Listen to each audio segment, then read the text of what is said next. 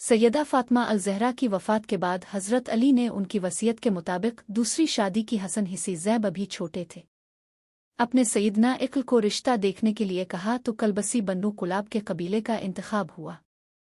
सैयदना अली की ख्वाहिश थी कि कोई ऐसी खातून हो जो शुजात, सखावत और इसार की खुसूसियात से मालामाल हो। बन्नू कुलाब की खातून फ़ातिमा बिन्त हज़म के घर रिश्ता भेजा तो सरदार हज़म अपनी बीवी के पास गए और पूछा कि सैयदना अली का बेटी फ़ातिमा के लिए रिश्ता आया है, क्या आपने अपनी बेटी की ऐसी तरबियत की है जो नबी के ख़ानदान ने ब्याही जा सके, रिश्ता कबूल होता है? तो फ़ातिमा बिन्त हज़म सैयदा उम्मुल-अबनैन सैयदना अली के घर जाती हैं तो सैयदना हसन हिसी और बीबी ज़ैब फ़ातिमा को गिले लगा लेती है।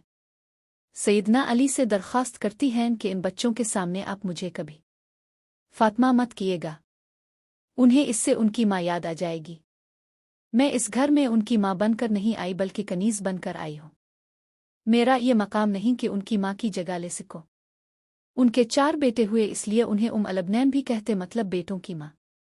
अपने बेटों को हमेशा हसन हिसी की इताअत का हुक्म दिया, अदब सिखाया और कहा जो वो कहीं बस हुक्म बजा लाना है, बहस नहीं करनी। ये अहले बैत हैं, हम उनके नौकर हैं। 4 बेटों में अब्बास इब्न अली, अब्दुल्ला इब्न अली, जफ़र इब्न अली और उस्मान इब्न अली थे। सैयदना अब्बास लश्कर हुसैन के सिपा सालार भी रहे।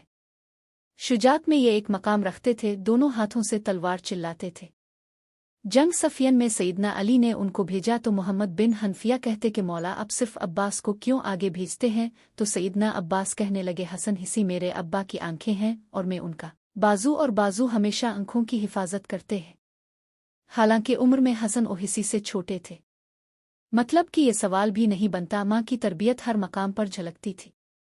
वाक़या करबला में जब एक एक करके लश्कर हिसी के सिपाही शहीद होते गए तो सैयदना अब्बास ने हज़रत इमाम हिसी से दरख्वास्त की कि मुझे जाने दे।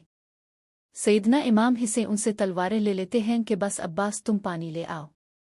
अब पानी लेने जाते हैं तो यजीदी लश्कर उन पर हमला कर देता है, दोनों बाजू काट दिए जाते हैं। इमाम अली मकाम की आंखें भर आती हैं।